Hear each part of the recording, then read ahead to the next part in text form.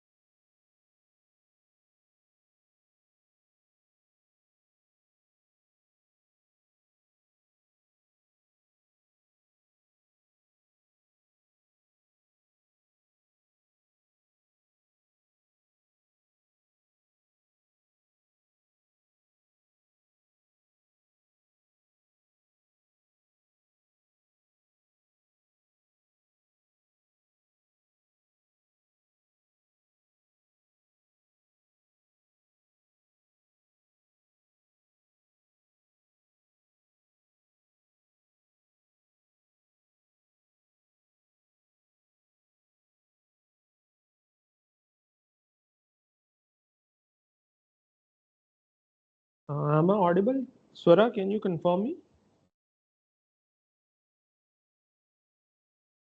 Hello. Am I clearly audible? Yes, sir. Okay, thank you.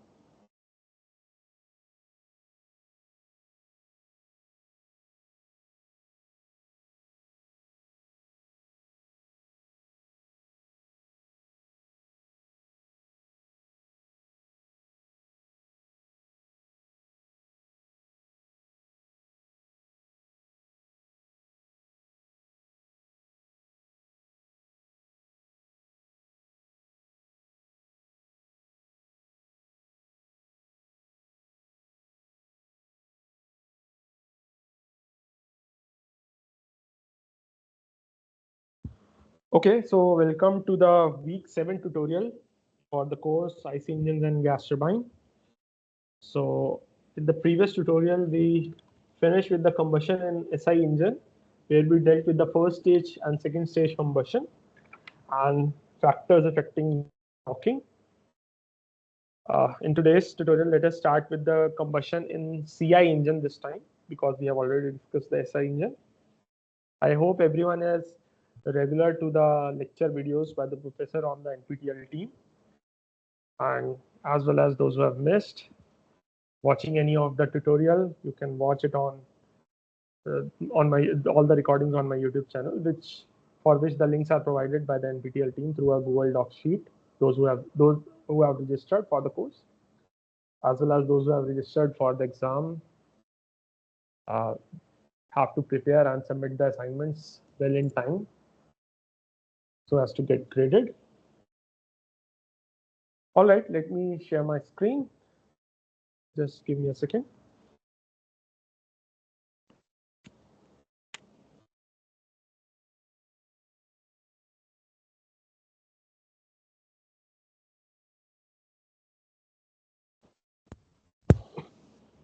So I hope my screen is visible. Can you please Yes, confirm? sir. Okay, all right, thank you. So let us start. Topic is combustion in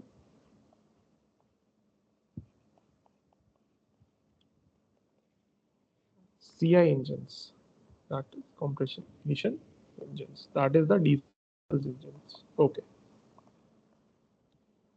just hold on.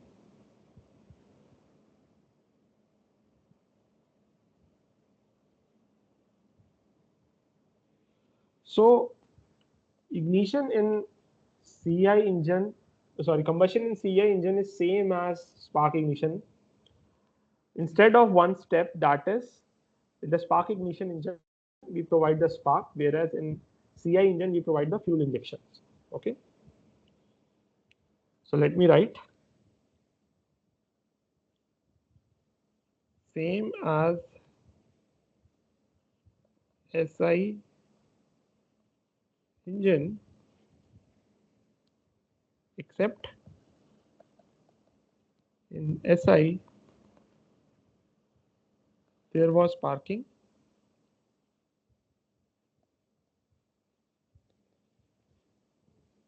of fuel, whereas in CI there is injection of fuel.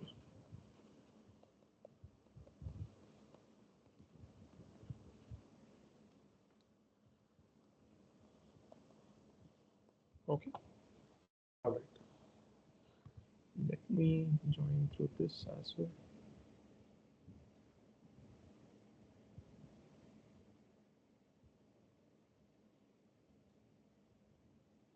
Join call. Just hold on, I'll join through.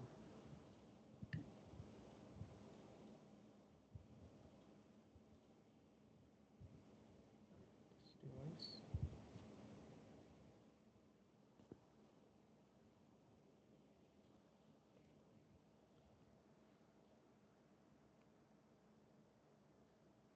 Just give me a minute, please.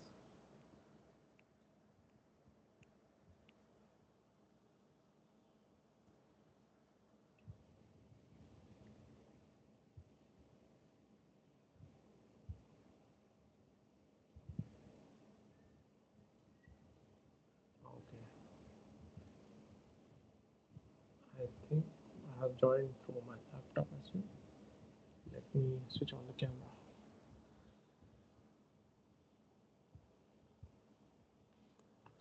Okay, so let us make a diagram or sketch of this. So this is a cylinder. I think my video is also visible now. Sura, can you confirm? Visible, sir. Okay, thank you. So there is a fuel injector in the diesel engine.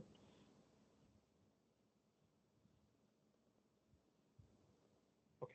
So we inject the fuel. We inject the fuel.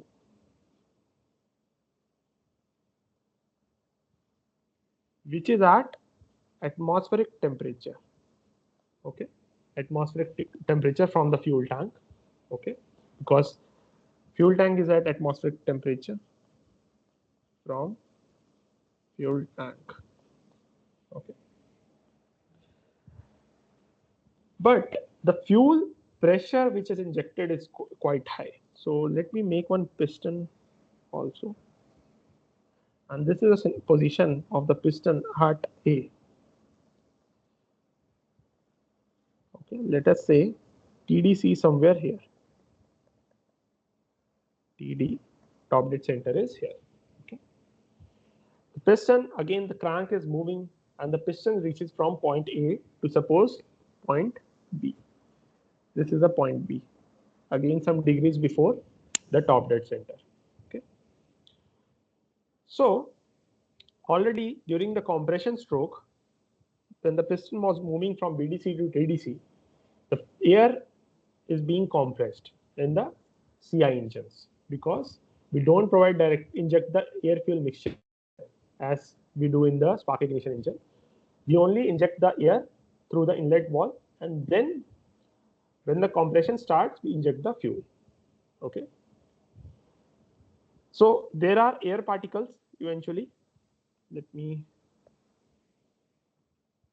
which are being compressed, as well as the fuel is also being sprayed. Okay, the fuel is also being sprayed. So there will be fuel which is being sprayed, and this air get mixed into it to form a air fuel mixture. Okay, to form a air fuel mixture. And this is, suppose, let us say it is BDC. It is BDC. So when it is compressing, the temperature inside the cylinder is almost equal to the self-ignition temperature during the compression. T cylinder is almost equal to self-ignition temperature of the fuel. And fuel is currently diesel because it's a compression ignition cycle. Okay.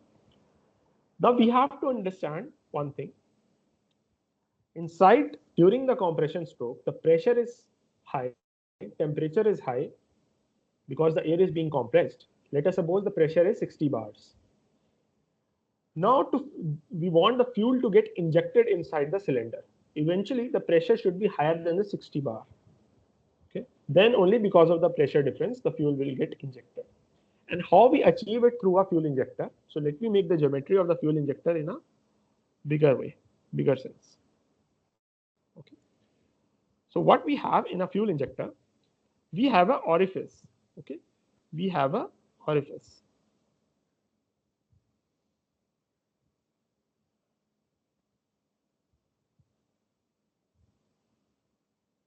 All right.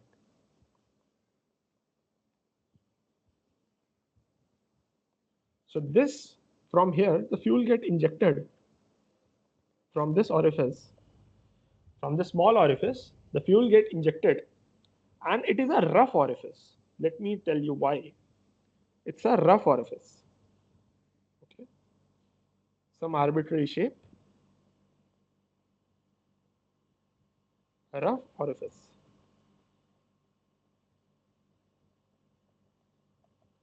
Okay. And the diameter of this orifice is almost 0.5 to 0.75 mm. Okay, very small diameter orifice. So pressure inside the cylinder, let us say, is near around 60 bars, but the pressure of the fuel from the fuel pump, let us say,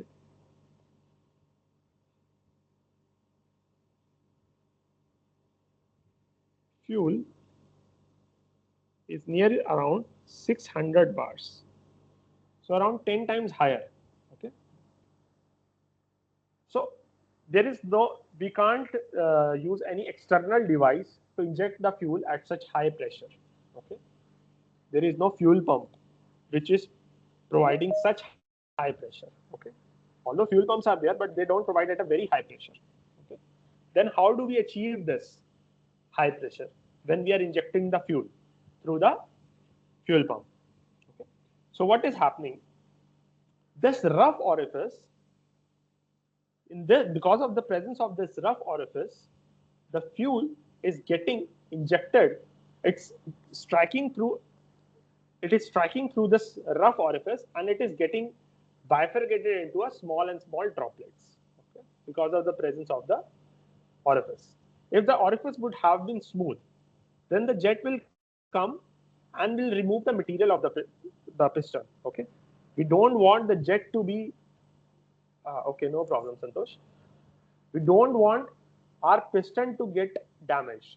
So that's why we don't provide what we say that the smooth through a smooth orifice. We want the fuel to be bifurcated through a very smaller and smaller drops. Okay?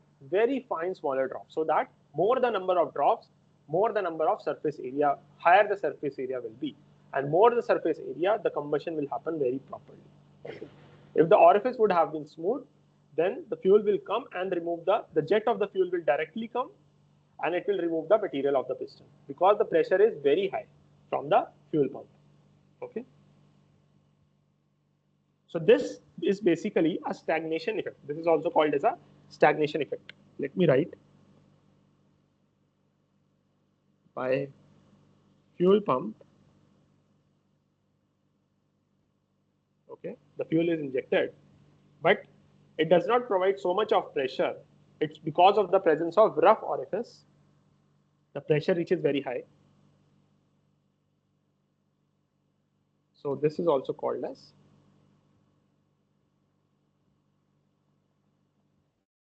stagnation effect. Okay, stagnation effect. All right. So what happens? So when the air fuel mixture, the fuel has been injected, the air get mixed, okay, and flow of the movement of the air in the combustion engine happens in a form of a vortex, okay, in form of a vortex. Let me again make a cylinder here. So we have the balls, and a vortex flow happens. Okay, vortex flow when the piston is being moved. Vortex flow. Okay. So flow movement of air in CI engine. This depicts the flow movement of air in CI engine. Okay. And the orifice is rough. If it would have been, let me make this here, write this here. P in cylinder is near about 60 bars. If orifice would have been rough, it would have been smooth. If orifice would have been smooth, jet of fuel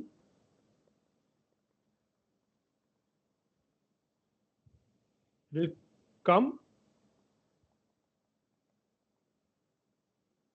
and remove material of piston.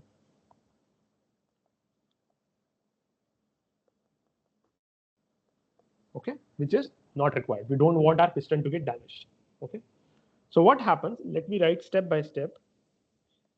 At very near to end of compression,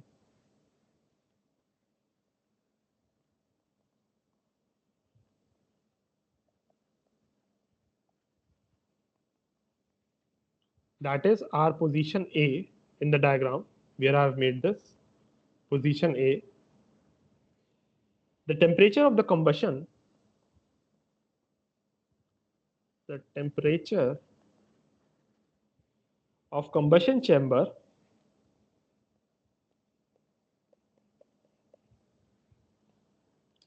clearly visible. Okay.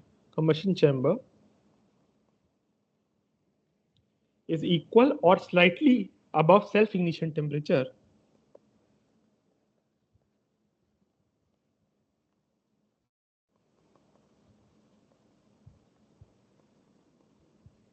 self-ignition temperature of fuel during this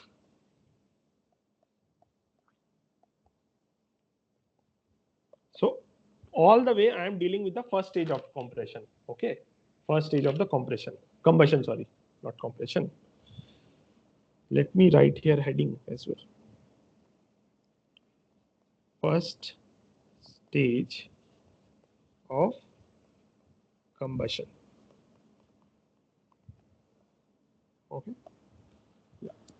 So during this, less air crosses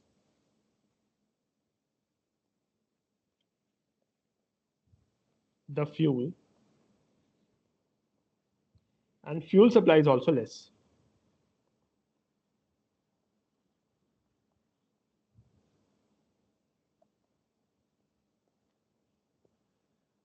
Okay, fuel supply is also less.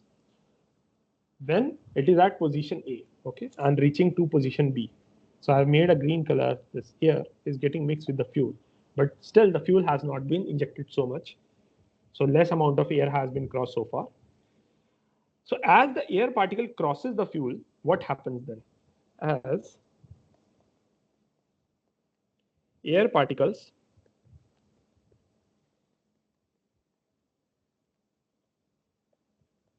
crosses the fuel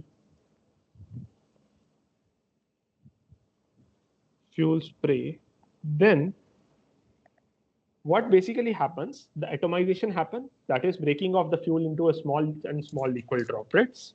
Okay, that is your atomization process. Atomization, let me write.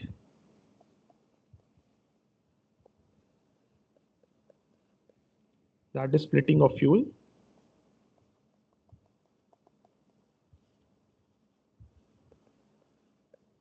Okay.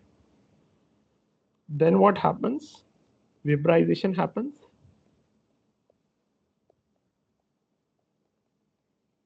That is from liquid to vapor. The liquid fuel is converted into a vapor. Then the uniform distribution happens.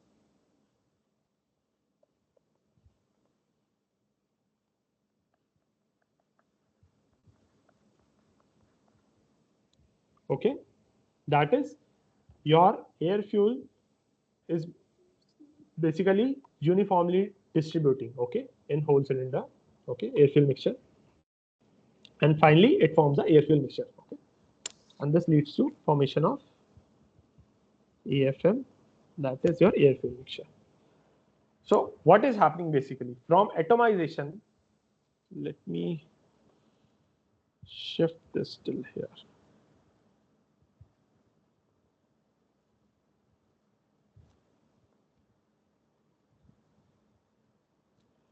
Distribution.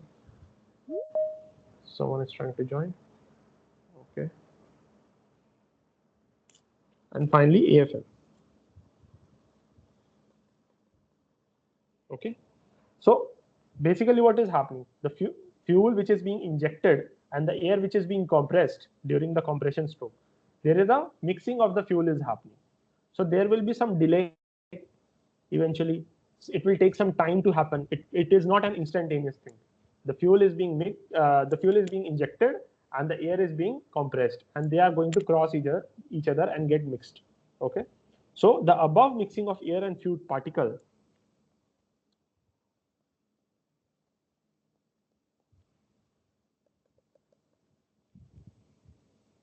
of and reason of the atomization, let me also write that. The reason of atomization is basically rough orifice. Okay. It happens because of the rough orifice. So I was writing the above mixing of air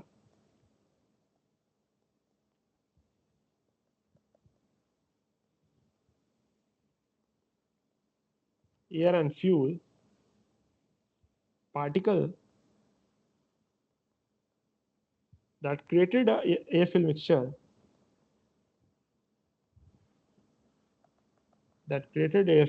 mixture is known as physical mixing.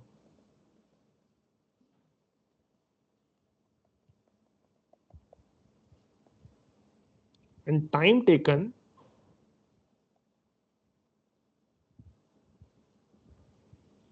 for this process is known as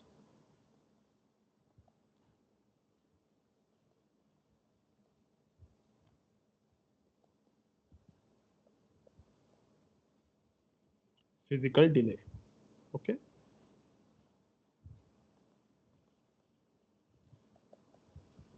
So here a new delay is also introduced. Like in SI engine, we only had a ignition delay or chemical delay, but here we have physical delay as well. Okay. We will have ignition delay also, that is your chemical delay also, but physical delay as well. So there will be two delays here. Okay. So what is happening? Let me make a schematic diagram for it for you guys to understand. So I had air inside the cylinder. There were fuel particles which were crossing through the fuel injector. Okay. They are trying to mix up. During this process, what is actually happening? Atomization,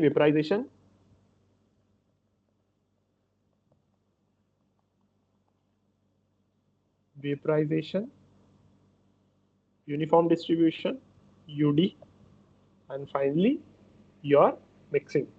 Okay, that is your AFM happens. Okay, and this is nothing but your physical mixing. Physical mixing, which eventually leads to physical delay. Okay, after that, when the mixing has happened, that is, the fuel particles are also there along with the air particles. Then what happens? The fuel try to ignite. That is from your fuel temperature to the self-ignition temperature. Okay. So the mixing is happening. So this lead to a chemical action, which we have seen in the SI engines as well. This leads to chemical action.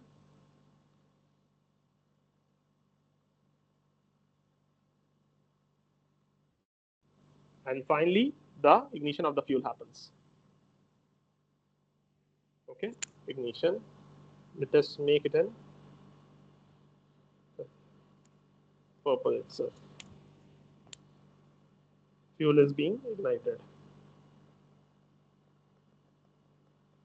Ignition is happening. Okay, so here the fuel temperature initially was nothing but the atmospheric temperature, because fuel is injected from the fuel tank, which is at the atmospheric temperature, T atmospheric, whereas the air temperature was nothing but the self ignition temperature of the diesel, because it is being compressed by the air is being compressed by the piston. T self ignition, and they both get mixed, so a temperature difference is there from self ignition to atmospheric or fuel temperature. So basically, with from the chemical action, the temperature changes from T fuel to T self ignition, T fuel to T self ignition, and because of which the fuel burns, ignition happens. So this is nothing but your chemical delay. This is nothing but your chemical delay, CD, chemical delay. So what we can say, this is your total ignition delay from the position this to this directly. If I want to say, this is basically your ignition delay. Ignition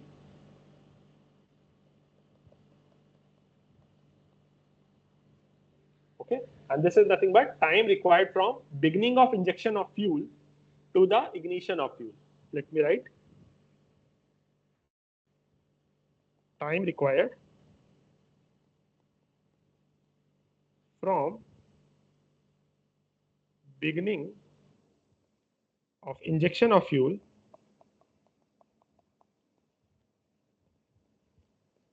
to the ignition of fuel.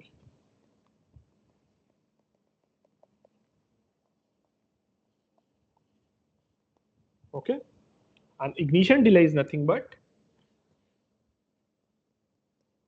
sum of first physical delay happens because of the mixing, and then chemical delay happens. This is in your CI engines. But whereas in SI engine,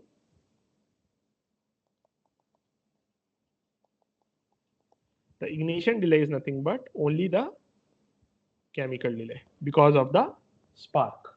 Okay, when we provide the spark here in CI engine, there is no device called as spark. There is only a fuel injector. Okay. All right. So that is why we don't say T spark or T flash to self ignition. We say T fuel to T self ignition because there is no spark in the CI engines.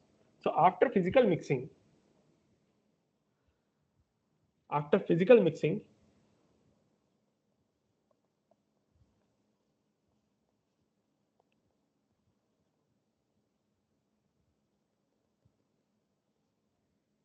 heat flows from air to fuel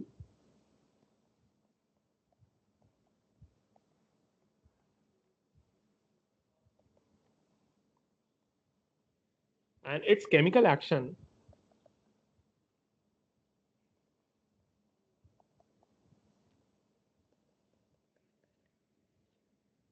begin, and it finally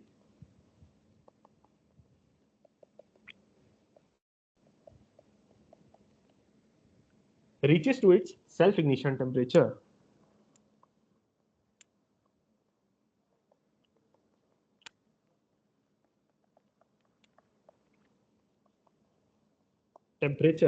That is your end of first stage from A to B.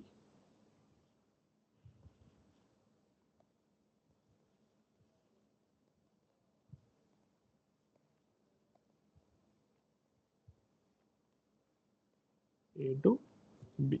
Okay, so here the first stage combustion completes. Okay, this is a story. That is the physical delay is happening along with the chemical delay. Now the second stage of the combustion comes.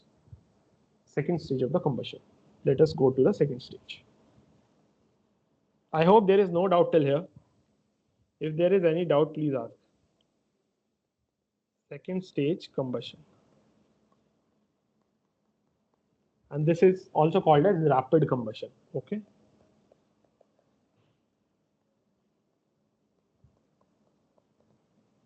Second stage combustion or rapid combustion.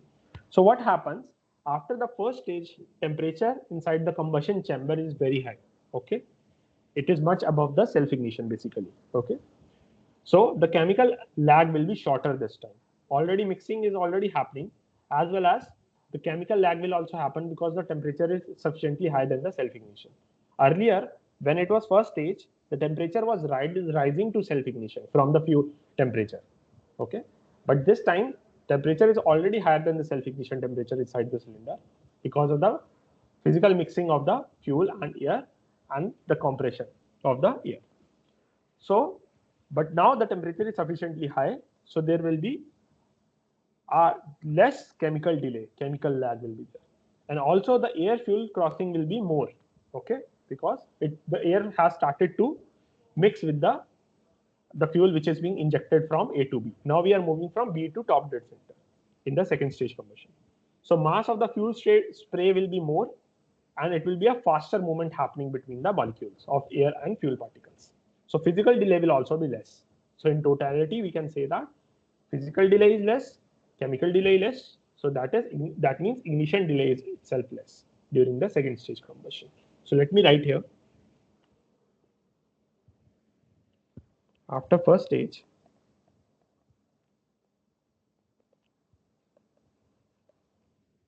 temperature of combustion chamber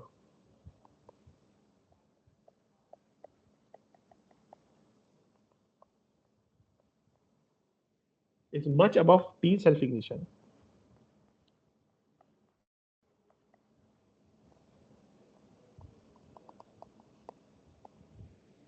Hence, chemical lag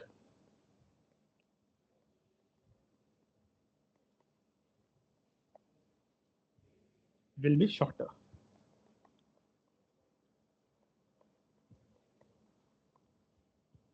Then also air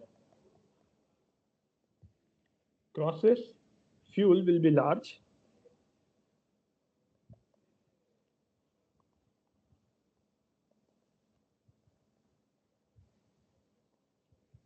and mass of fuel sprayed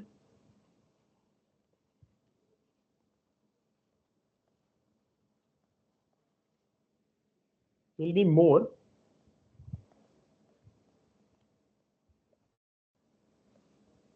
with faster movement.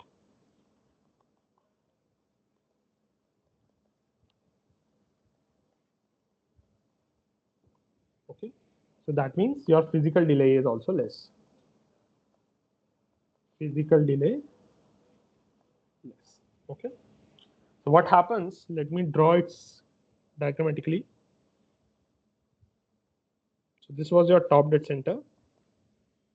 There was a fuel injector. Okay, so now we are moving from point B. Okay, point B to top dead center. Okay, during the second stage combustion. Okay, so let me not make this. Okay, let me first show you diagrammatically. So this was a fuel injection, and the air particles are also there. Where mixing is happening. Okay, so from point B to point top dead center we are moving. So let me remove this. Let us say this was your point B. Okay, I'm just showing an expanded diagram. So let me again make a fuel injector.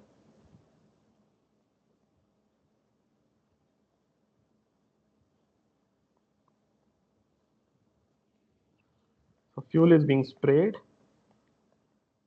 Enlarged diagram. Okay, so there were air particles which were at self ignition temperature, T self ignition, and these are air particles.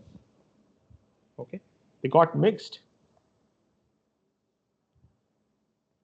They got mixed and finally reached a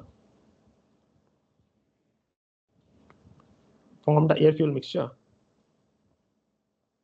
AFM with fuel and air being mixed, and this leads to finally the ignition also. Okay, so I made it in a red color. So it is a faster process this time, faster.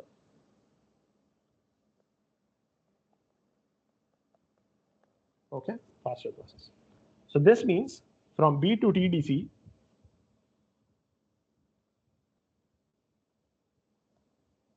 therefore from B to top dead center, there is a rapid combustion.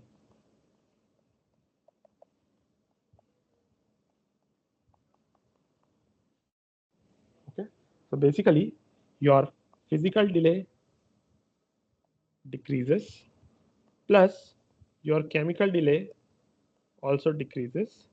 This implies your ignition delay decreases rapidly. Okay, all right.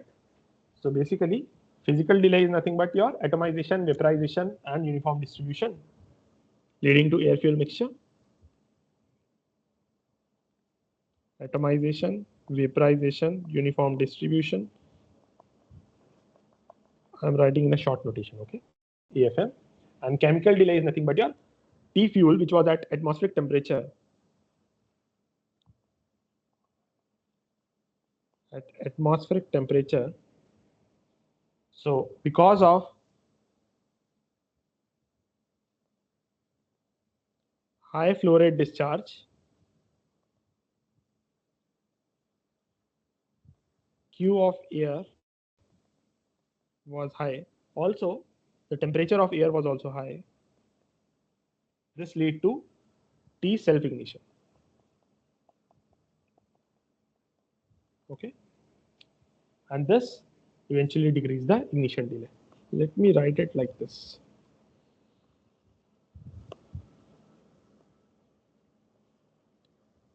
Q of air, flow rate was high and T of air was also high,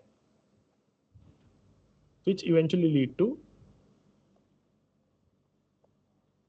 decrease in the ignition delay.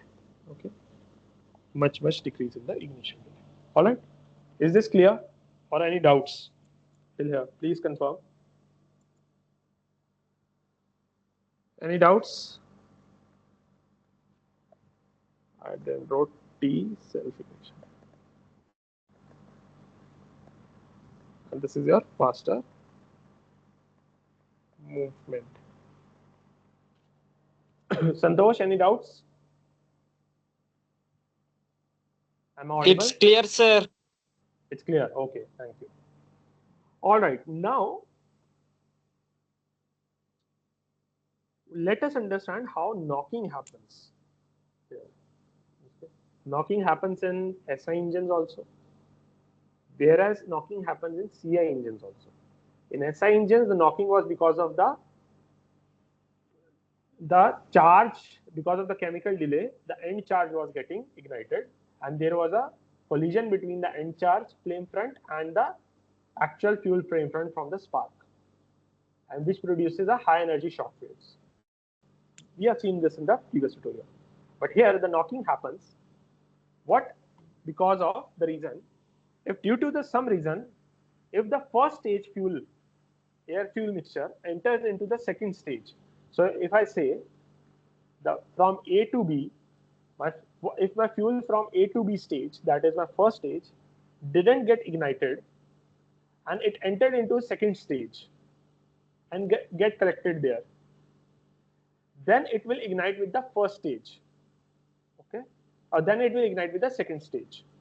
Okay, so the first stage fuel enters into the second stage, get ignited with the second stage. Whereas in actuality, the first stage fuel should have been ignited, and with the further movement from A to B to TDC, the fuel should have been ignited gradually. Okay, but due to some reason inside a cylinder, because it is running at a very high speeds, okay, at high temperature, high pressure conditions, the fuel from the first stage can enter into the second stage without getting burnt, and get burns in the or ignited in the second stage. So there was already a second stage fuel which was waiting to get ignited, plus some extra fuel came which was not required, and it all together burned together. It burned together all together. Okay. So that is the first stage plus second stage fuel burnt or ignited all together, which produces enormous amount of energy, which the piston was not designed to handle. Okay. Okay. And this create a knock scenario. Okay. That is a scenario of a uncontrolled combustion is happening. This is not in your hand. If some of the fuel from the first stage enters into the second stage, and this can, there are many reasons for that. That what is the quality of the fuel? It is not getting burnt. The self-ignition temperature of that fuel at that stage can be a bit higher, and the cylinder temperature has not reached to that temperature. Okay, so there can be some possibilities as well. So let me write here.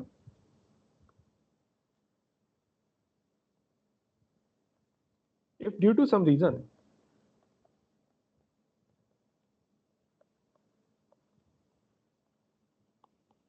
if first stage, let me make the diagram here as well. Okay, so I was going till TDC. Okay, this was my B position of the piston. The position B of the piston. Okay,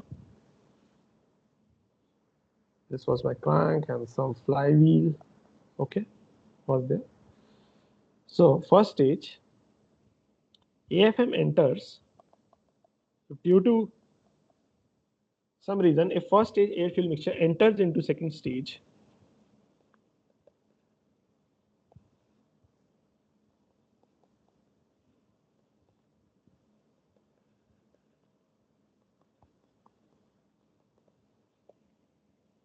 and get collected,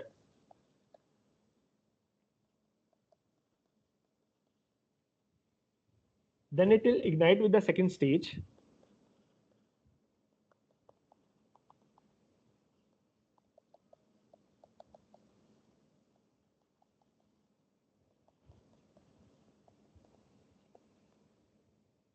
Air fuel mixture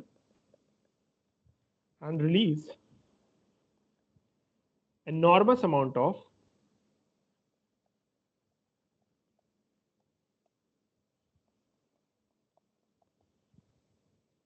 energy in less time,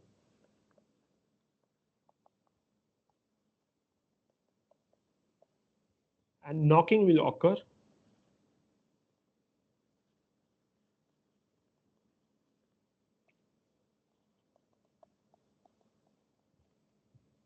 because piston is unable to handle this energy.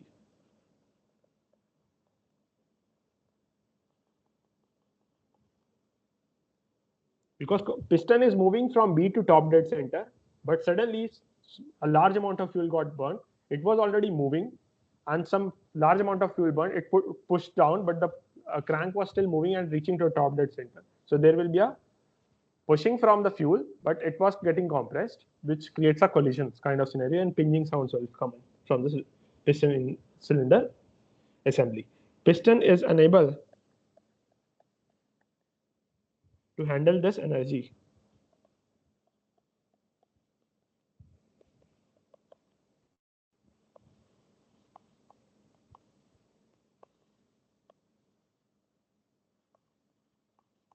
And this is called as uncontrolled combustion. Okay, which is not at all required. So what happens? These red color which I made were basically your first stage fuel. So let me write here. First stage, if they get mixed, and these were second stage. So this eventually leads to scenario of knocking. Okay, first stage and second stage get mixed and get burnt. This will lead to knocking. Now, how can we reduce affect the, what are the factors which affect the knocking basically? Okay, let us understand, and how can we reduce it like we did for the SI engines. So factors affecting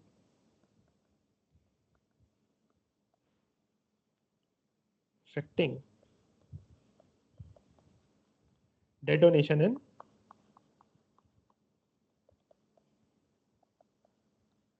CI engines. So one easy way is you can easily understand from looking that we want the first stage fuel to get ignited fully. We don't want that fuel to come inside in the second stage. So that means your temperature inside the cylinder should be high. And how can you increase the temperature? What can be the reasons? How can you increase? The first one is the compression ratio. The first is the compression ratio R, and you want a higher compression ratio. Why? Because compression ratio is nothing dependent on T2 by T1 is nothing but R to the power of gamma minus 1. If higher the R, higher the temperature. Okay, so air will be at a higher temperature. That means your combustion delay will be less. Okay, this implies T of air will be higher. This implies basically charge delay of the first stage or chemical delay, so not charge delay, chemical delay of the first stage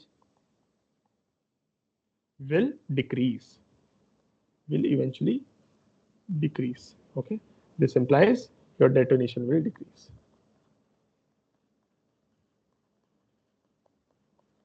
Will decrease. Okay, that is why the cylinders, the diesel engines are having a very high compression ratio from 12 to 22. Okay, this is one of the reasons. When I told you in the initial starting of the tutorials, I told you that various reasons will come, and we have seen stepwise that why the compression ratio is higher for the CI engines compared to the SI engines. Second is the RPM of the engine. So second is N, that is basically your RPM. If RPM is high, then what's going to happen? The turbulence will be high. And we have seen when the turbulence is high, it's going to remove the heat very fast from the cylinder. Where in the SI engines, we want the high speed. That is why the SI engines or the petrol engines are high speed but less torque producing for the same power output. Whereas, because you want no hotspot should be created and there should not be end charge should get ignited there. Okay, we want the temperature of the cylinder should be less. But here in CI engines, we want the temperature should be high. If the RPM is high, then there will be more turbulence, more heat transfer will be there, which reduces the temperature of the cylinder, which is not favorable for CI engines. Whereas we want that the temperature, because of the presence of N of air increasing, the turbulence increase, and this leads to temperature of the air getting decreased. Okay, or you can say temperature of cylinder getting decreased, which eventually will lead to increase in the detonation because the first stage fuel is not getting ignited properly. Okay, so this implies detonation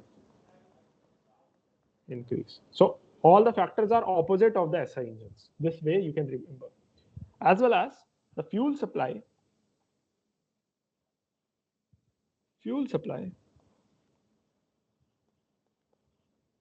If we increase the fuel supply, that means we are increasing the load, okay, on the engine.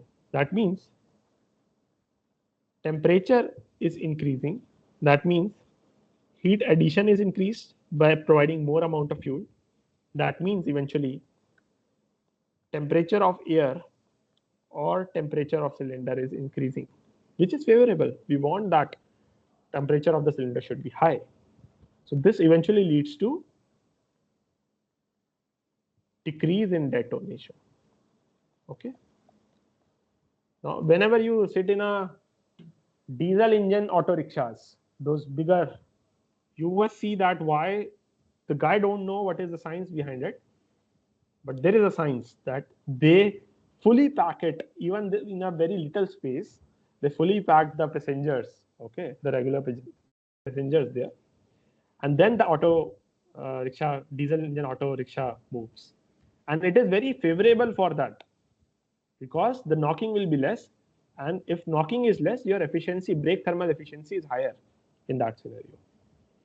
So now you can understand and feel the science behind this, that why the CI engines are having high compression ratio, low speed, high torque producing.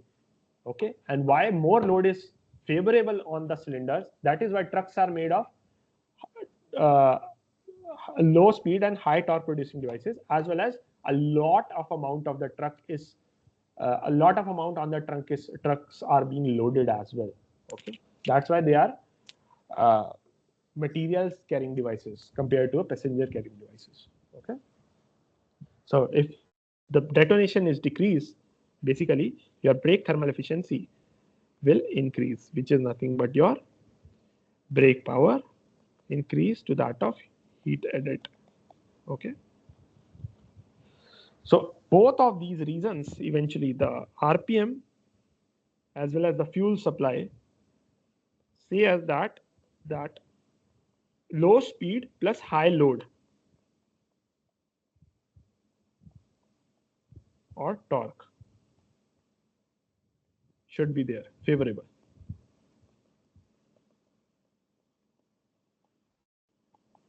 Okay, are more favorable. Again, if I provide the air at a higher temperature, that is your inlet valve, the temperature of the inlet valve is higher, then eventually the first stage fuel is going to get ignited very fast, and it will decrease the what do you say, that knocking or detonation. So fourth is T of inlet. If the T of inlet is higher, then eventually detonation will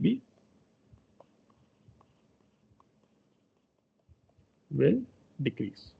Okay. Next point will be,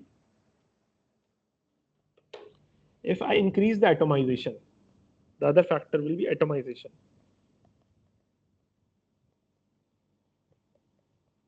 If I increase the atomization, eventually your injection pressure is higher than the cylinder pressure.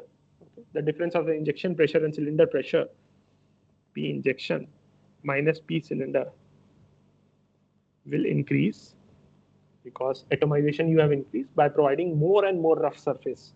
Okay, this means eventually your vaporization of the fuel will increase.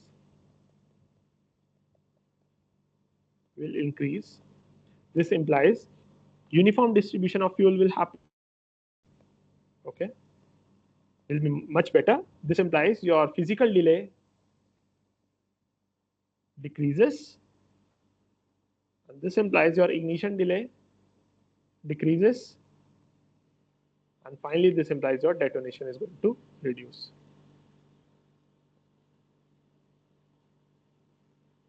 Detonation decreases. Okay, that means your first stage fuel is completely burned and it hasn't come inside the second stage. Okay, so what will be the main difference between a CI and a SI engine? If someone asks you in an interview, okay, you won't say that there is a fuel injector. These are some basic answers. If someone says that in SI engines the knocking happens after the top dead center, whereas in CI engines knocking happens before the top dead center, then the examiner will be very impressed, because in SI engines eventually the knocking happens in after the first stage, basically after that top dead center. Okay, because of the burning of the end charge. Okay. Whereas in CI engines there is nothing concept of end charge. It's all because when the first stage fuel enters just before reaching the TDC, from B to TDC, then uncontrolled combustion happens, which is not required. Okay. So let me make a graph which says, very important note, that difference between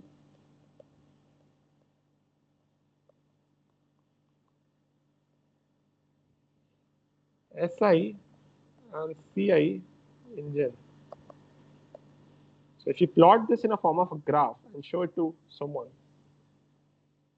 pressure and angle, that is theta. So this was TDC. We started from position A, okay, till position D. We have seen this graph. And here the knocking happens here after TDC, okay, because of the presence of end charge. Knocking after TDC, okay, in the SI engines. This is your basically SI engine. Okay. Whereas if I plot for CI engine, pressure versus theta, okay, this is again your TDC. Graph will be almost same because I said that, okay, from A to D. But here, suppose here it was point A was here, small a, point B was here, okay. And again, if I say point A and point B, but here the knocking happens between B and TDC. So between here, okay. So knocking before TDC.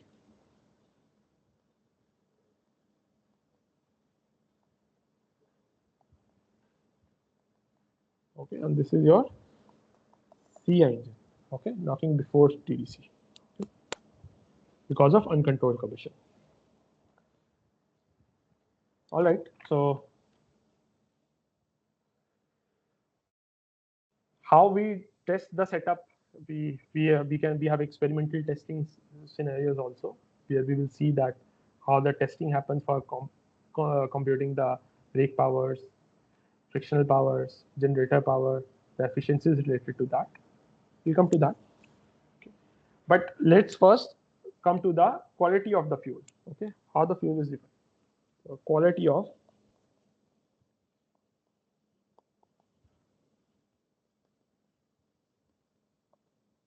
just give me a minute, please. I'll be back.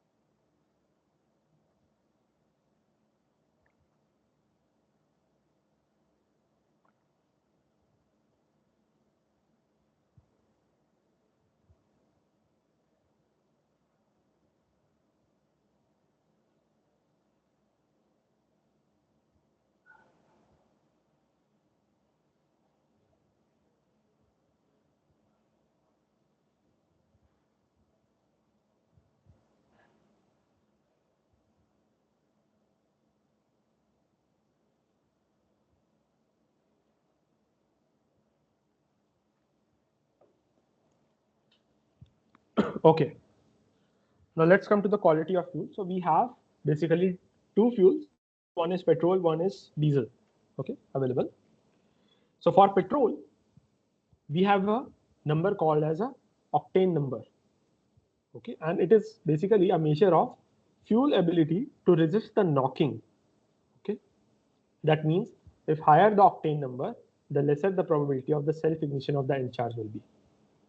Okay, and hence higher the octane number, lesser the knocking will happen. Okay, let me write here.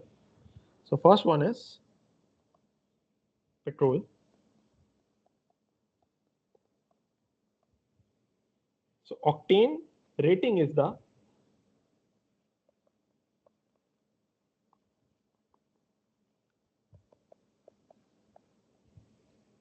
measure of fuel ability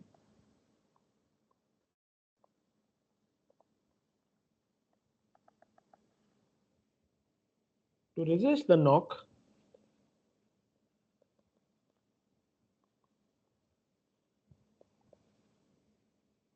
it means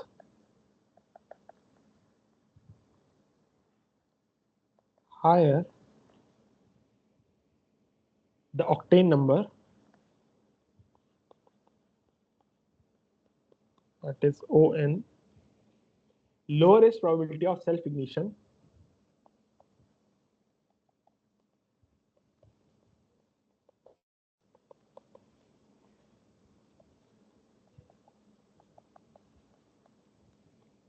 of N charge. Okay. All right. So there are two references from which we measure. One is isooctane and another is N-heptane. Okay. These are just reference fuel. They are not in actual reality. These are just reference measures. So isooctane means, let me use green color. Isooctane. That means these are 100% anti-knock. They have anti-knock properties. They won't allow any knocking to happen. 100% anti-knock. And in reality, there is nothing such fuel, no such fuel which gives 100% anti-knock scenarios. Okay. And these are nothing but your cyclic or aromatic chains. I have explained that if it is a cyclic or aromatic chain, it won't be easily broken. It won't easily broke. Okay. So N charge won't easily ignite. Okay. So they are cycle or aromatic chains. Cycle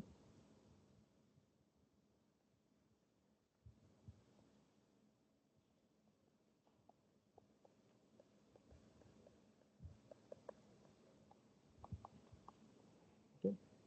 Whereas another one is N-heptane. And these have 100% knock properties. There is no such fuel which provide 100% knocking. Then there is no point of having such fuel to use in your vehicle.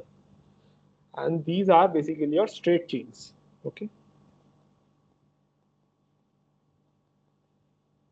Which can easily break and ignite the N charge. Okay. So if I say my octane number ON is 70 to 80, that is basically my petrol. And if octane number of a petrol is from 80 to 90, that is your premium petrol. Okay. So you have seen in the petrol pumps or gas stations that there is a extra mile petrol and there is a normal petrol. So extra mile petrol is basically having a higher octane number. They won't easily damage your engines. That's why you see in advertisements as well that it is good for your engines, good for your vehicles. Okay. But the cost effectively will be a bit higher. Okay. Premium petrol. Right. So these are basically your standard fuels. They don't exist in reality. Standards.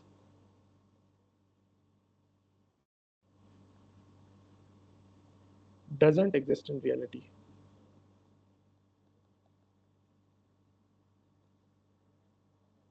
These are just for your references from 0 to 100. All right. Then for diesel, there is a number which is called as a cetane number. Okay, cetane number. So octane number is defined for the petrols, and cetane number is defined for the diesel. Okay, octane number and cetane number. So cetane number. Let me write for the diesel.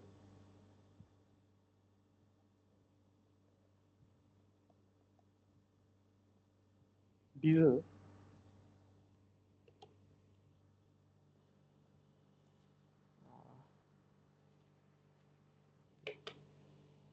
There is reference fuel, that is N-cetane.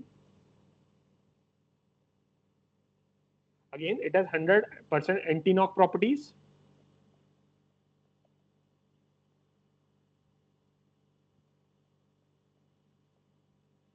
Okay, and Again, it is a form of a chain, and another is alpha methyl naphthalene.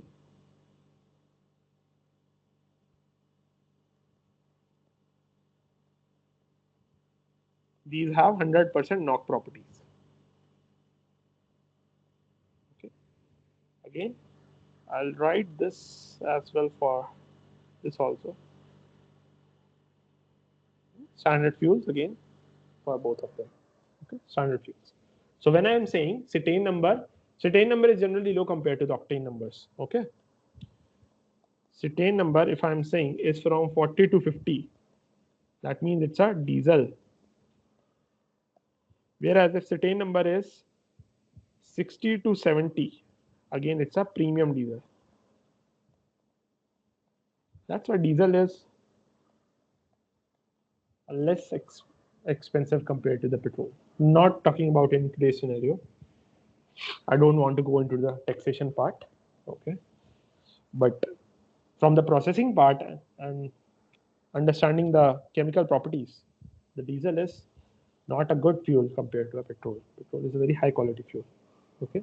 So if I provide a fuel like petrol, let us say an example, and if I provide fuel supply and suppose 100 cycles have happened, 100 cycles of the engine have happened.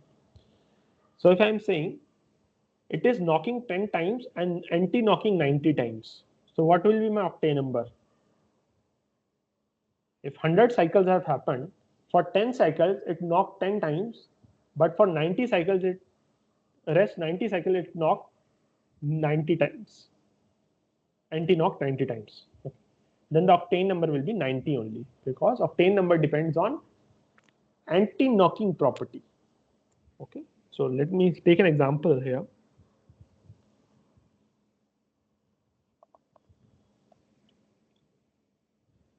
Suppose I have a petrol whose 100 cycles have happened. Okay, when we provided the fuel, then if I say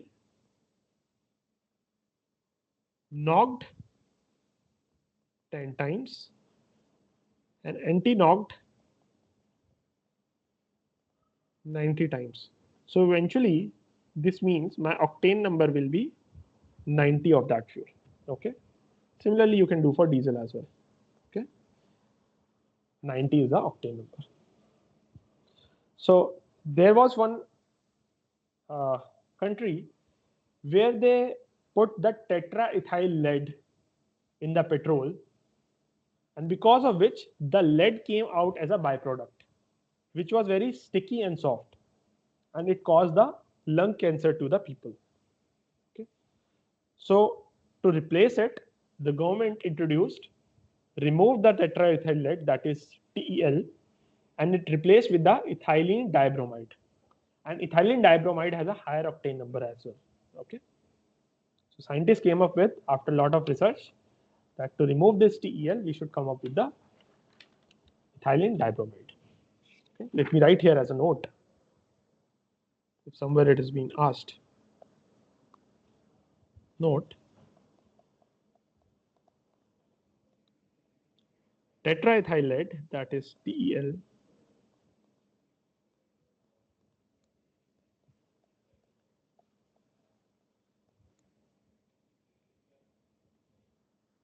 in petrol added, whose byproduct was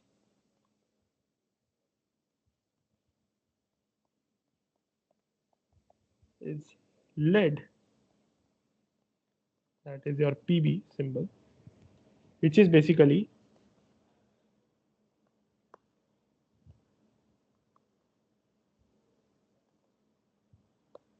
soft and sticky,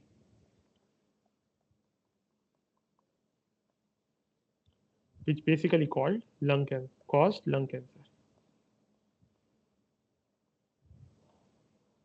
Therefore,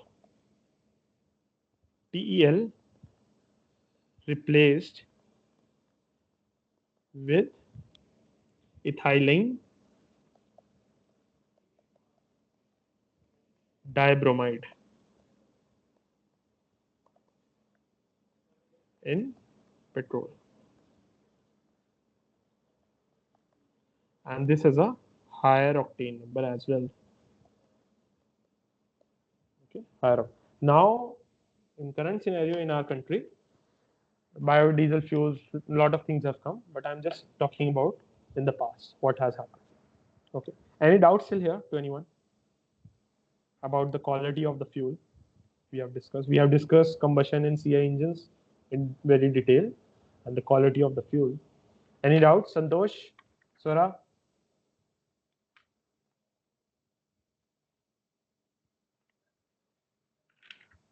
Swara Ramakrishna, are you there in this session? Do you have any Yes, sir. doubts? Any doubts? Not. Okay. No, What sir. about Santosh? Santosh, do you have any doubts? Okay, no doubts. All right. Now let's come to the testing of an IC engine. Testing of IC engines. The concept of testing of IC engines.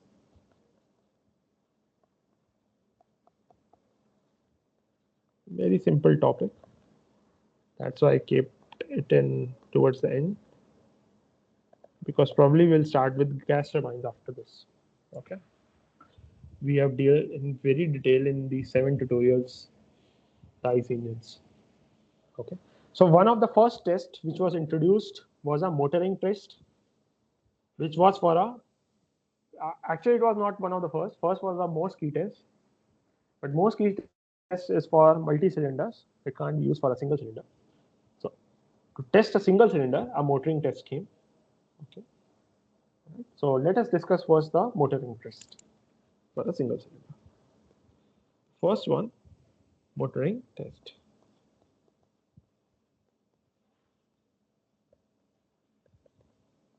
Okay. This experiment was developed to overcome the disadvantage of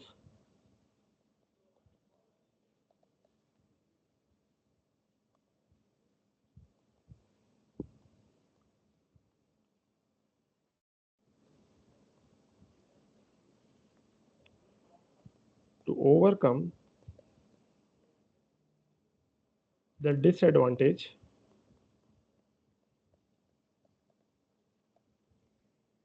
of Morse key test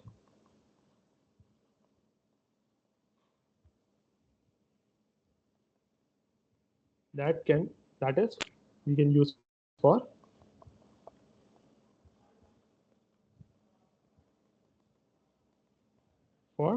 single cylinder testing.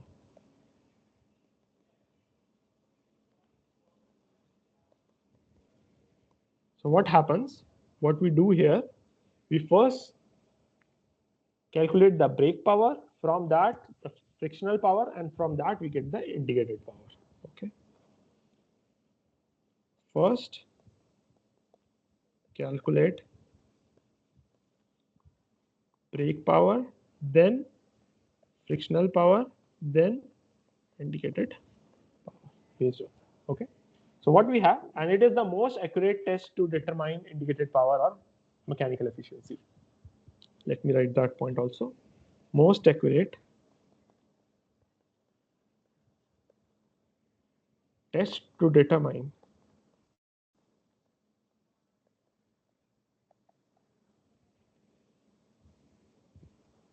indicated power or mechanical efficiency. Okay, so what we have basically, we have a cylinder and a piston. Okay, which is connecting rod, then a crank rod, and finally a shaft. So instead of providing the fuel, I have not made any spark or inlet valve, exit valve, or fuel injector, nothing like this. We have a motor attached. So this piston cylinder is moving with the help of a motor now. Okay, it is moving this, and this shaft is moving with the help of motor. Okay, so it's a reverse scenario. Earlier we used to provide a air fuel mixture which got ignited and rotated the crank, and which rotated the crankshaft. But this time the crankshaft is being rotated with the help of a motor, which reciprocates the your piston, okay, inside the cylinder. How? We are providing a motor here.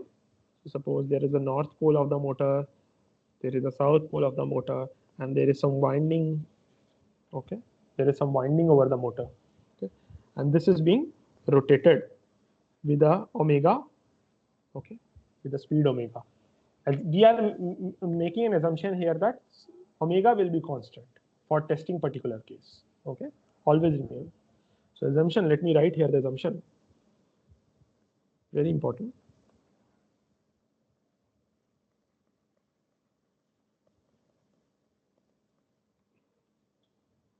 Omega is specific.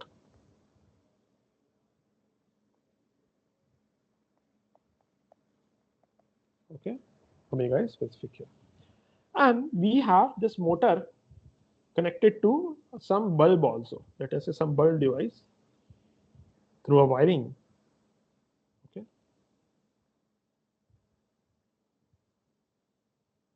Okay. There is a bulb. Okay. This is your bulb. That was a filament inside the bulb. And because of this rotation, the current is going to flow inside through the wires to light up the bulb. Okay. So let us say on the motor we were having some power that is called as a brake power, which is eventually your brake power. Okay. And here you are getting a bulb that is lighting up, that is eventually forming a generative power. Okay. Let us say the bulb is generator power. Okay, GP, generator power. Let me write.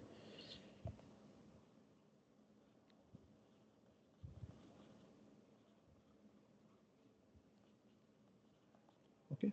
So eventually there will be a efficiency. So generator power is nothing but your I square R or V square by R. I is your current or potential square by resistance. Okay. Yes, studied in 11th, 12th classes, these things. 12th basically. 12th there is a. So there is a generator efficiency involved here. Something called as a generator efficiency, and that is nothing but your generator power to that of brake power.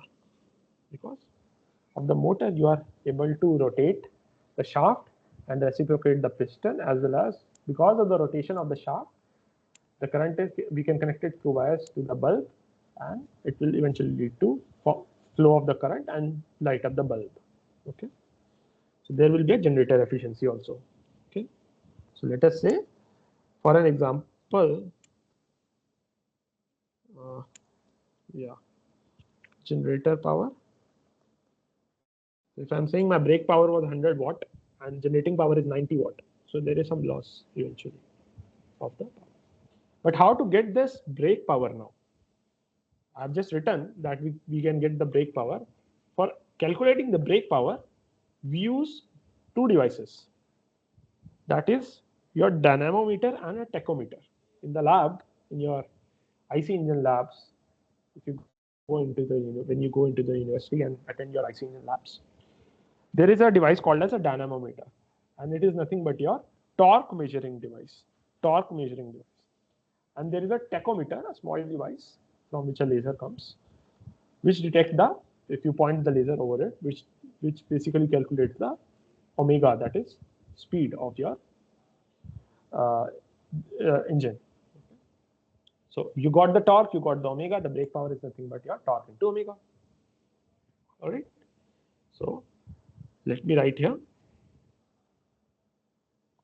a note, short note.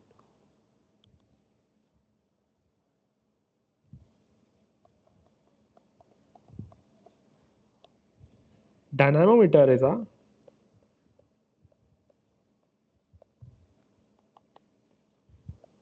torque measuring device,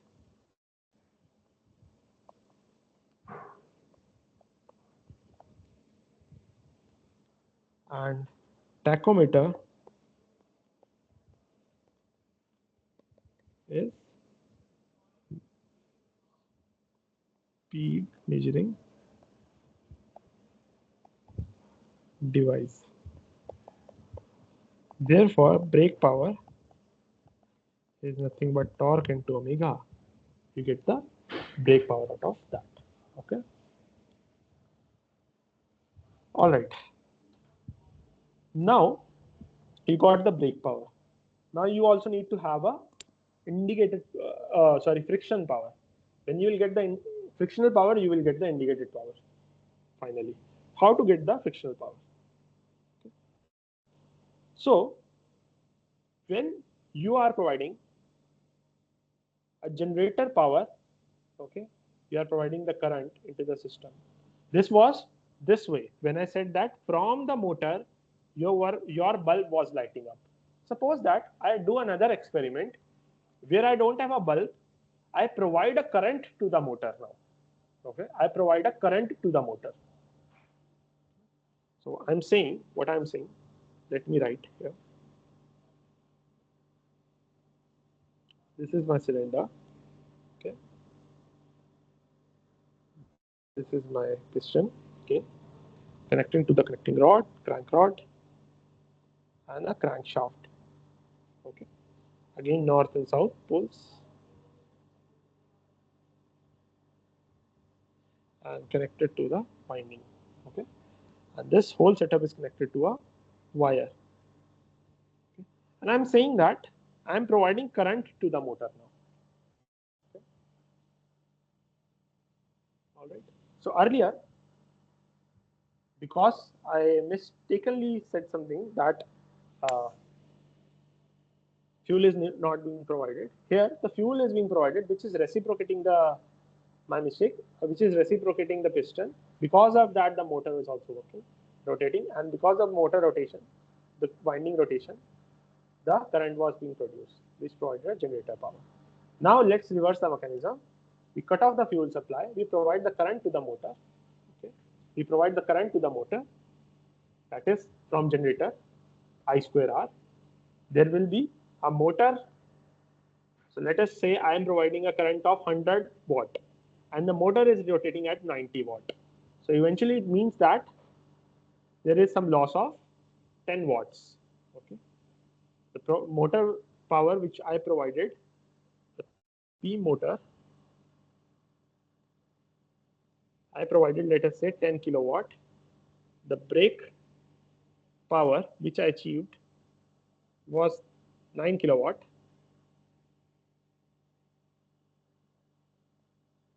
So eventually there is a loss from motor to achieve the motor to run, from the current to achieve the motor to run of 1 kilowatt. And that is nothing but your frictional power. That is nothing but your frictional power. 1 kilowatt. Okay. So you got you know what is the motor rating, 10 kilowatt of motor. You got the brake power from the tachometer and the dynamometer, which is 9 kilowatt. And you saw that 1 kilowatt was being lost while running the motor from the current. That means there was a loss of 1 kilowatt. That is nothing but your frictional power. So eventually we get the indicated power. That is nothing but your frictional power plus brake power. Okay. And this how we get the mechanical efficiency. That is nothing but your brake power to that of indicated power. Okay. Is it clear? So in the first case, we had the fuel supply which rotated the motor, and from the rotation of the crankshaft, the motor, and the presence of the coil winding, the flow of current happened, and we got the output of generator power by lighting the bulb. But instead of that, if we cut off the supply of the fuel, we provide the current, and now we rotate the shaft because of the coil winding presence. The brake power is generated, the shaft is being rotated, and you calculated the brake power, and the piston reciprocates. You saw that motor was at 10 kilowatt, providing a 10 kilowatt. You got the output as 9 kilowatt through tachometer and dynamometer. There was a loss of 1 kilowatt. So to write a point here, note, if motor efficiency is given, efficiency of the motor is given,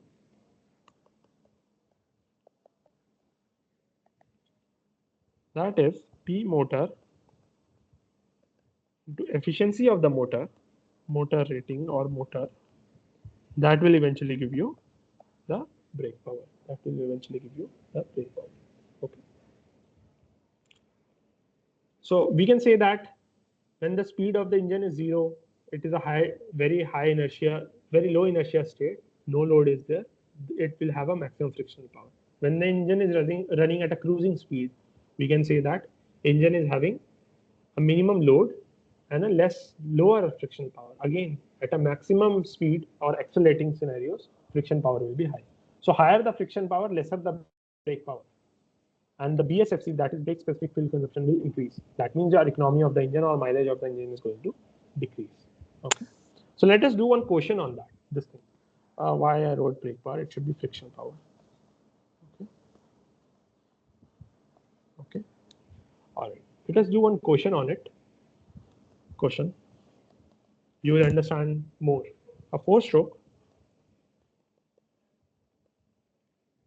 single cylinder, because motoring test was for developed for single cylinder only, had brake load of 30 kg.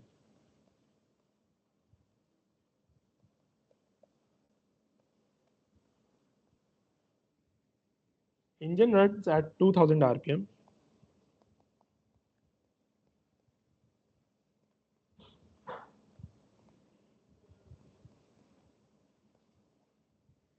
Having a drum diameter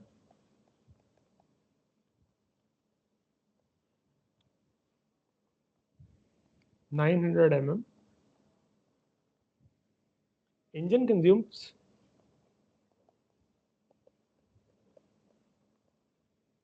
0.15 kg of fuel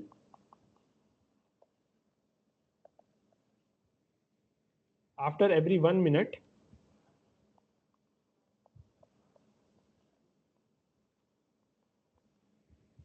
with calorific value with CV equal to 43.5 megajoule per kg. Then fuel supply is stopped.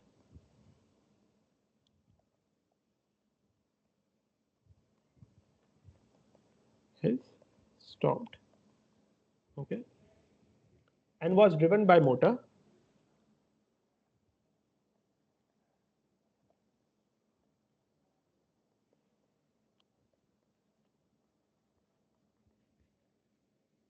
which needed 5 kilowatt of power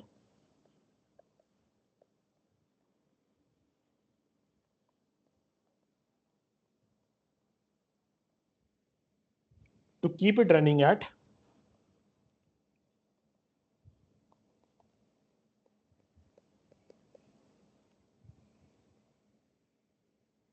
same speed with motor rating or motor efficiency, motor rating of 80%. Bore of the engine is 150 mm.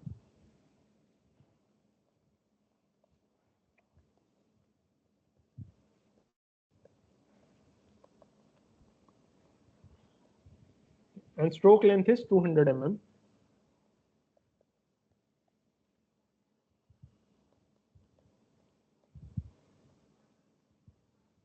Fine. You can find the indicated power, brake power, indicated power, second, the swept volume flow, BS dot, third, mean effective pressure. Okay, all right. Do it. Take few minutes, 1 or 2 minutes, and do it.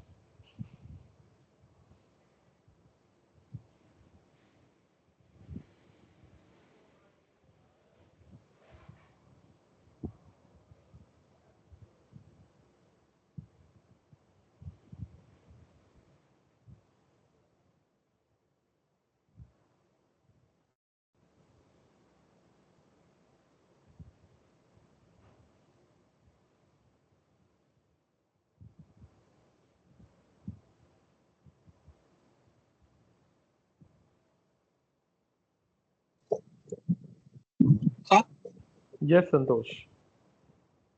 It's PIM. Answer is 5.89 bar. 5.38 bar I got. Okay, all right. 89 bar. It's right or not? Next, other answer. IP indicated power 34.6 kilowatt.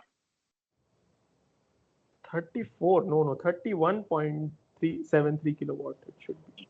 What do you have taken G? Okay. 10 or 9.81? Gravitational constant you have taken as 9.81 or 10? Gravity is 9.81, sir. Then it should be 31.73. Okay, sir. Okay. That's a slight difference is there. Okay. Great. At least you attempted. VS V dot is VS, sir. How much is it? 1 minute, sir. VS is 3.53 into 10 to the power of -3 meter cube, sir. 3.53. Right or wrong? No. It is 0.0589 meter cube. Okay, Sir, okay, VS is Yes. sir VS is 3.534 into 10 to the power of -3, sir, meter cube. No. It will be 0.0589. Okay, let us discuss. Eventually, we have to discuss. Let me share the solution with you all. Solution. So first we get the brake force. That is your FB. That is nothing but your mg. M is given how much? 30 into 9.81. This gives you the brake force as 294.3 newtons. Okay. All right. Then torque is R cross F or F cross R, FB into R. Okay, RD. So drum diameter is given to you, and you have got this 294.3 into drum diameter is how much? 0.45, if I remember. 0.45 because 900 mm. So radius will be 450 mm, and in meters it will be 0.45. Okay, so it will give you 132.435. 132.435 Newton meter. This is your torque. Okay, this is your torque. Now brake power is nothing but your torque into omega. So torque is 132.435 and omega at 2000 rpm is given to you. So in 2 pi n by 60, 2000 by 60, that is your omega. It gives you 27.737 kilowatt. 27.737 kilowatt of brake power. Okay. Conversion of units you have to do very carefully. Then the frictional power again is nothing but your efficiency of motor into motor rating. Okay, that is given to you as how much? 5 kilowatt, right? Power of motor, and it is 0.80%. So 0.8 into 5 is nothing but your 4 kilowatt of frictional power. Now indicated power is sum of brake power plus frictional power. Frictional power plus brake power. So frictional power is 4. Brake power is 27.737. So this gives you 31.737 kilowatt of indicated power. This was your first answer. Okay. Second I have asked is the swept volume. Let us also get the mechanical efficiency. I didn't give you the option for mechanical efficiency. No?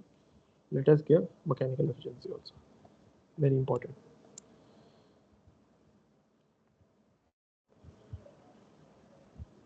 Second is mechanical. Third is BS. Fourth is P mean effective. Indicated mean effective. Okay. So second is mechanical. Mechanical efficiency is nothing but your brake power to that of indicated power. The brake power was 27.737. Indicated power is 31.737. It will be 87.39%. Let's come to the third part. If I want to get the heat added per second, okay, let me first get the heat added per second. That is mass flow rate into calorific value. What is mass flow rate? 0.15 kg per minute. 0.15 kg per minute. So in 1 minute it is 0.15. That is in 60 seconds. So in 1 second it will be how much? 0.15 by 60 into what is your calorific value? 43.5 megajoule per kg. 43.5 into 10 to the power of 3 kilojoule per kg.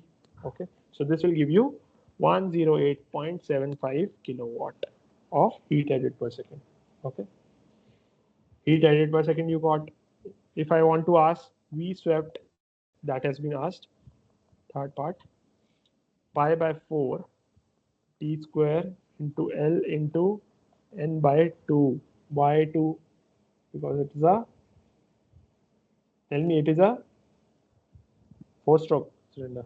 Okay, so pi by 4, that is pi. This we discussed in the first tutorial. Pi by 4. What is the diameter? That is your bore 0.150 mm, right? So 0.15. Stroke is 200 mm, that is 0.2 into n is 2000 by, if I want to do it in RPS, revolution, instead of revolution per minute, revolution per second, I want to do 60 by into 60 by 2. It's that is, it will give you 0.0589 meter cube per second V swept. Okay, this is your V swept. This is your third answer. Then mean indicated pressure into V swept is nothing but your indicated power. P indicated mean effective pressure is indicated power you have calculated as how much? 31.737. Okay, into 10 to the power of 3 if I want to do in watts, and V swept is 0.0589. So this will give you 5.38 bar. That is your answer. Clear? Any doubts in this question? We can proceed to the other test. That is your Williams line method.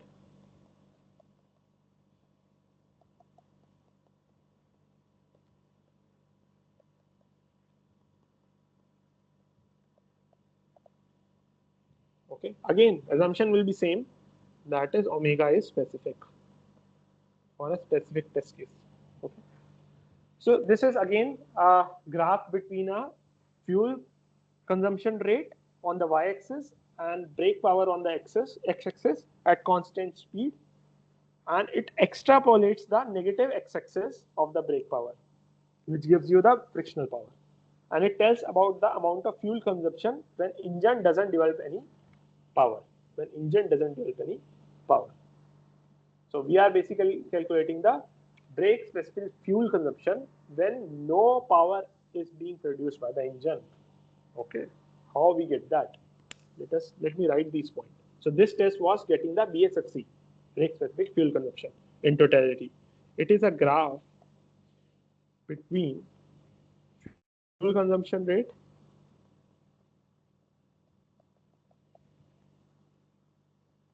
on the y-axis and brake power of engine on x-axis at constant speed.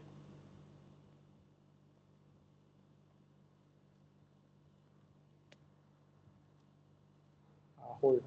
At constant speed, and its extrapolation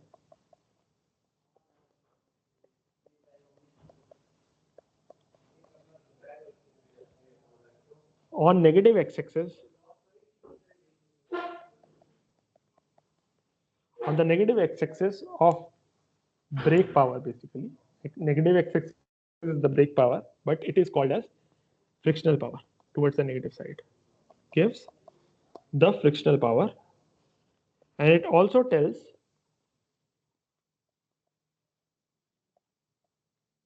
about amount of fuel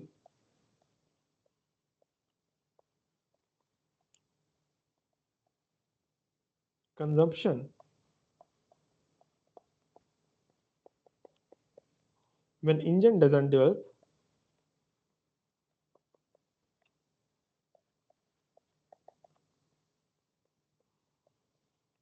any power. Let us understand. I've just written this, but let us understand.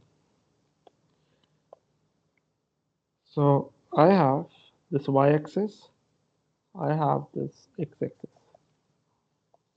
So y-axis tells about the mass flow rate, okay, mass for fuel consumption, and x-axis tells about the brake power. Okay. So in theoretical sense, this should be, this starts with this line that is y is equal to mx plus c, where when the engine, you have turned on your engine through your key, okay, but you have not started to move the vehicle. Okay. But still, at idle position, at standing position, when the engine is turned on, the fuel is going to consume. The engine is going to consume a fuel, but there won't be any brake power at the wheels. Okay, there won't be any power at the wheels. Okay. That's for sure. Then only the engine starts. Okay, when the fuel is being consumed. So this much is nothing but your mf at not 0 position. Okay, and this line is nothing but your y is equal to mx plus c. Okay, and the extrapolation of this, if I extrapolate this to here, that is to the negative side of the x-axis, this gives me a frictional power. Your engine vehicle is not even moving, but still some fuel is being consumed, and if you extrapolate it to the negative x-axis, that means some friction is also involved, because piston cylinder is reciprocating, although shaft is not rotating. Piston cylinder is reciprocating, but the shaft is not rotating. So because of that, the wheels are not moving, but fuel is being consumed. And because of the presence of the reciprocation of the piston, there will be friction inside the cylinders. Okay. So here your y is nothing but, your y is mf. Your slope is suppose lambda. Okay. Your x is nothing but your brake power, and your constant is mf naught. Okay, mf at naught. This should be a idealistic theoretical scenario, theoretical line.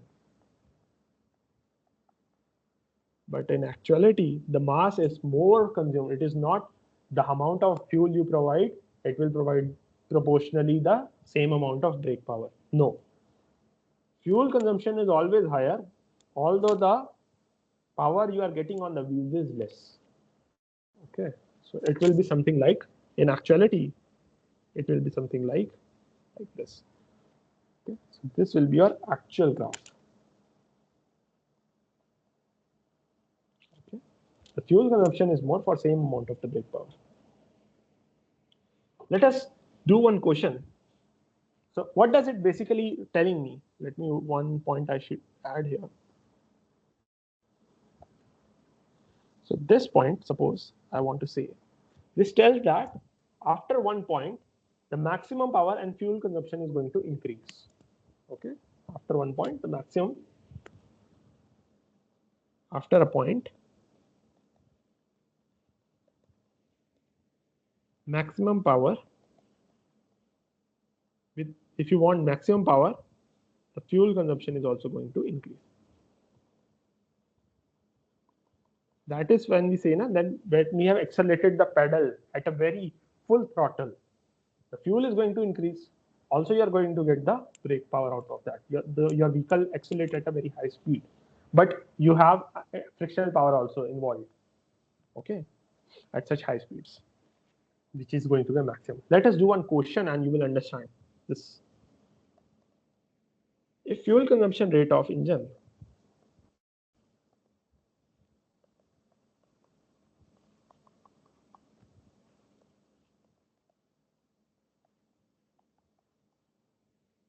is 10 kg per hour,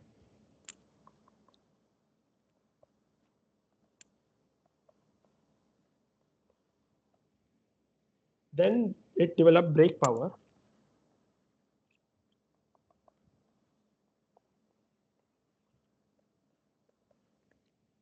of 100 kilowatt at same speed,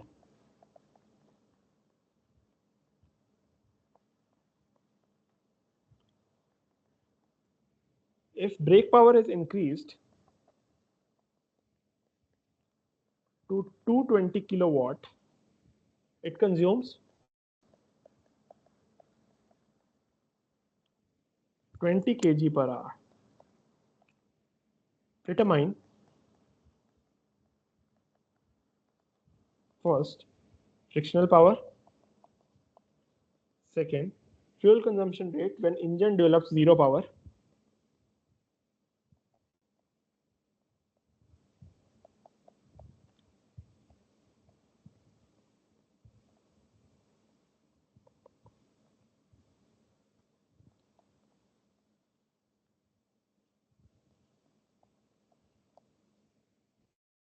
mechanical efficiency, fourth BSFC when engine develops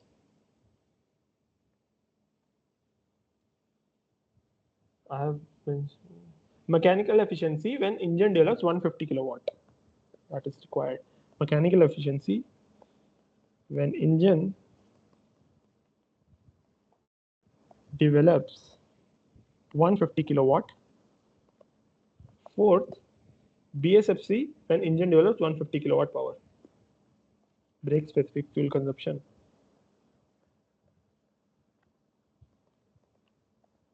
Power.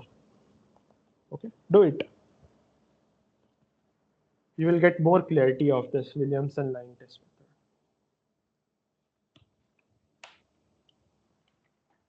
Williams line method. Okay. Very simple question. Everything is given to you. You have to follow the equation of straight line.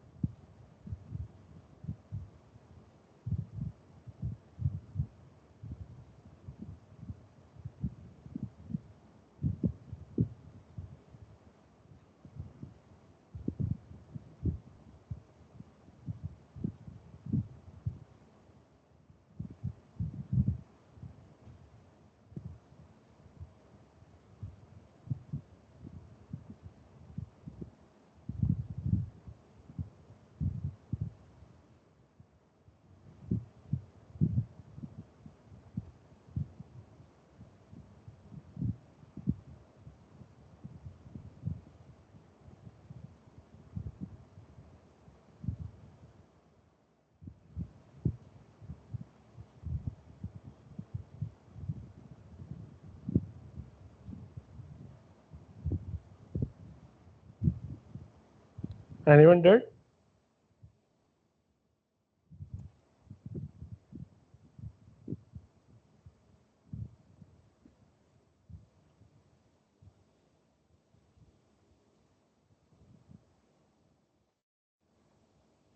Swara, Guru Prasad, Santosh. What is the answer? Sir, friction power is 20 kilovolts, sir. Which one? Friction power. 19.92 kilowatts. Okay. What is other answer?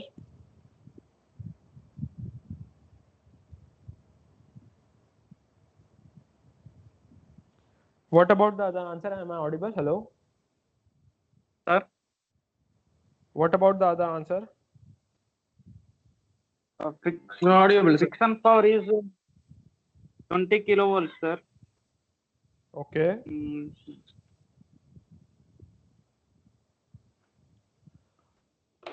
Okay, let us do the solution for it. Solution. So you know the equation I've just wrote. Mf dot is lambda times brake power plus Mf naught. Okay. So you know that it is said in the question when 10 kg of fuel is used, consumed 100 kilowatt of power is generated. So Mf dot is 10 lambda times 100. Okay. Plus Mf naught. Then it is said when 220 it consumes 20 kg. Lambda times 220. So per hour is there, so you can convert it into, keep it into per hour only. So Mf dot. Now two equations, two unknowns. You can solve this equation or not? We can. All right. So solving this, we get lambda as 1 by 12 and mass flow rate dot is 1.66 kg per hour. We got the constant values. Now it is said that when the engine is not producing any power, that is when the engine is fuel consumption, you need to get the fuel consumption rate when the engine developed zero power. That is, zero power means brake power will be, there is no fuel consumption is happening at that point. MF will be, you need to calculate. Okay. So fuel consumption rate, friction power. All right. Let us first calculate the frictional power. First part is frictional power. So frictional power means, if you see in the graph, this is a point where frictional power is there. Okay, from this point to this point. That means your vertical is zero between this scenario, from this to this point. Basically, when you are coming from right to left, you are achieving the maximum friction power. That means by extrapolation, you are getting your maximum frictional power, and vertical y is zero at the situation. So let us do this. That means your MF will be zero and brake power you don't know. This is eventually why I am getting this. Sign in again. All right, anyways, let it be. Brake power is nothing but your frictional power. Okay, let us put this. 0 is equal to lambda times brake power plus MF naught. You have lambda 1 by 12 brake power plus MF naught. You have 1.66. So from here you will get the brake power as minus 19.92 kilowatt. That is nothing but your frictional power only. A negative brake power is your frictional power. So you got your first answer. Okay. Second, now they have said fuel consumption when engine develops zero power. Okay, when engine is developing zero power, so that means MF is equal to lambda times 0 plus MF naught. Okay, so fuel consumption is nothing but MF naught only, which is 1.66 kg per third. Mechanical efficiency when engine develop 150 kilowatt of power. Okay, mechanical efficiency 150 kilowatt of hour. So mechanical efficiency is nothing but brake power to that of indicated power. And brake power is nothing but 150. When engine is developing 150, it has been said. And indicated power is brake power plus frictional power. So 150 divided by 150 plus frictional power you have just calculated, that is 19.92. So you will get your mechanical efficiency as 88.27%. Fourth, brake specific fuel consumption. So BSFC, we have seen that it is mass flow rate to that of brake power. So MF dot, you can calculate how? MF dot is nothing but lambda times of brake power plus MF dot naught. Lambda is 1 by 12. Brake power, it is set at 150. MF dot is 1.66. So from here, your MF will come out to be some value. Let us say it's some value it comes out. And you put this here.